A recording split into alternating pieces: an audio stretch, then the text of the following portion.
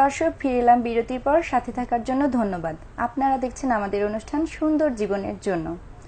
আচ্ছা আপু, যে বিষয় নিয়ে কথা বলছিলাম, ফেসবুক। আসলে ফেসবুক অনেক সময় দেখা যাচ্ছে আমরা রাত জেগে ইউজ করছি, সকালে আমরা ঘুম থেকে উঠতে পারছি না, এবং আমাদের যে জ্ঞান অর্জনের জন্য পাঠ্য বইয়ের পাশাপাশি যে আমাদের বইগুলো পড়া দরকার, আমরা সময় পাচ্ছি না, এবং অনেক সময় আমরা নষ্ট করছি। এ ব্যাপারে যদি কিছু বলতেন। হ্যাঁ শারমিন, ধন্যবাদ। বর্তমান যুগে বর্তমান তরুণ প্রজন্মর দিকে লক্ষ্য করলে দেখা যায় যে তারা ফেসবুকে এত বেশি মনোযোগী হয়ে পড়েছে, তার পরিবারে তার বাবা মা অসুস্থ সেদিকে তার কোনো খেয়াল নেই, কিন্তু ফেসবুকে সে পোস্ট দিচ্ছে, দোস্ত আমার মা অসুস্থ, দোয়া করিস, এই ধরনের পোস্ট সে করছে। কিন্তু তার মায়ের যে সেবা যত্ন করার দরকার, তার অসুস্থ পিতাকে যে দেখাশোনা করার দরকার, এটুকু তার মাথার মধ্যে নেই। তার চিন্তায় চেতনায় মায়ের প্রতি সেবা ভালোবাসা সেটা নেই। তার মাথায় আছে ফেসবুক, তার ব্রেনে ফেসবুক। সে ফেসবুকের মাধ্যমে বন্ধুদেরকে জানাচ্ছে তার মা অসুস্থ, তারা যেন তার মায়ের জন্য দোয়া করে।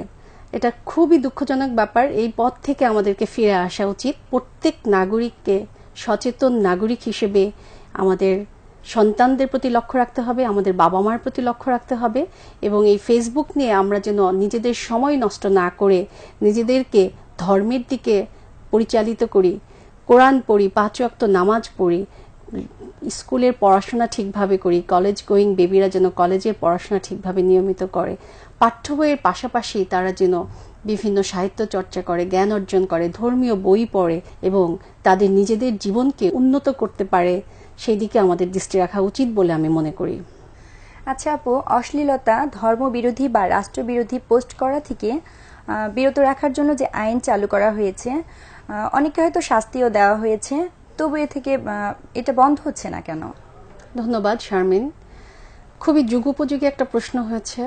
বর্তমান সময়ে এই পোস্টগুলো বন্ধ না হওয়ার কারণ আমি মনে করি অসচেতনতা।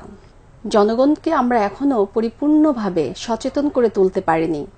জনগণকে রাষ্ট্রীয় আইন এবং সামাজিক আইন সম্পর্কে আমরা সজাগ করতে পারিনি।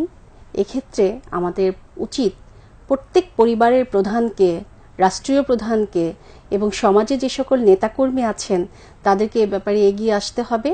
তারা জনগণকে সচেতন করে তুলবেন, বাবা মার সন্তানকে সচেতন করে তুলবেন, যে স্কুল বিশ্ববিদ্যালয় কলেজে যে সকল শিক্ষকগণ আছেন তারা তাদের ছাত্রদেরকে এ ব্যাপারে ক্লাসে পড়ানোর ফাঁকে ফাঁকে সময় সুযোগ বুঝে এ ব্যাপারে সদুপদেশ দিবেন।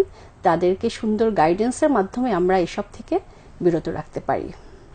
আচ্ছা আপু, আমরা একেবারে অনুষ্ঠানের শেষ পর্যায়ে চলে এসেছি। তবে যাবার আগে সংক্ষেপে একটা বিষয় জানবো, সেটি হচ্ছে যে অপ্রাপ্ত বয়স্করা বেশি ফেসবুকের প্রতি আকৃষ্ট হচ্ছে। এক্ষেত্রে আমাদের পিতামাতা বা আমাদের করণীয় কি? ধন্যবাদ। এক্ষেত্রে আমাদের করণীয়, পিতামাতার সর্বপ্রথম যেটা করতে হবে সেটা শিশুদের হাতে, অপ্রাপ্ত বয়স্ক শিশুদের হাতে মোবাইল কম্পিউটার ছেড়ে দেওয়া যাবে না এবং তাদের ফেসবুক অ্যাকাউন্ট খোলা যাবে না। আমি দেখেছি 4 বছরের বাচ্চার জন্য ফেসবুক অ্যাকাউন্ট হয়। এটা কিন্তু একদম অনুচিত। 4 বছরের বাচ্চা নিশ্চয়ই ছবি তুলে সে পোস্ট করতে পারে না। 4 বছরের বাচ্চার জন্য অ্যাকাউন্ট কেন? এক্ষেত্রে আমি মনে করি আমাদের ফেসবুক ব্যবহারকারীর একটা আইন প্রণয়ন করা উচিত সুষ্ঠুভাবে। এর সাথে যারা জড়িত আছেন কর্তা ব্যক্তি, তাদেরকে ওই আইন সম্পর্কে জনগণকে সচেতন করে তুলতে হবে। পরিবারের পিতামাতা এবং গুরুজন যারা আছেন তারা শিশুদেরকে সুন্দর করে বোঝাবেন, যাতে এই ফেসবুকটা শুধুমাত্র প্রয়োজনেই ব্যবহৃত হয়, অপ্রয়োজনে সময় অপচয় করে জীবন থেকে মূল্যবান সময় কেড়ে নেওয়ার জন্য যেন ফেসবুক আমরা ব্যবহার না করি। সেখান থেকে আমাদের বিরত রাখতে হবে ছোট কোমলমতি শিশুদের। আপু, আমাদের স্টুডিওতে আসার জন্য অনেক ধন্যবাদ। শারমিন, আপনাকেও ধন্যবাদ। সেই সঙ্গে ধন্যবাদ সুন্দর জীবনের অনুষ্ঠানের আয়োজক এবং সকল কলাকৌশলী এবং অনুষ্ঠানের সকল দর্শকদের আমার আন্তরিক অভিনন্দন। প্রিয় দর্শক, আমরা আলোচনার মাধ্যমে জানলাম ফেসবুকের ভালো মন্দ উভয় দিক সম্পর্কে। আমাদের উচিত ভালো দিকটা চর্চা করা এবং মন্দ দিকটা বর্জন করা। আজ এ পর্যন্তই, দেখা হবে আগামী পর্বে ইনশাআল্লাহ। সেই পর্যন্ত সবাই সুস্থ থাকুন, ভালো থাকুন। আল্লাহ হাফেজ।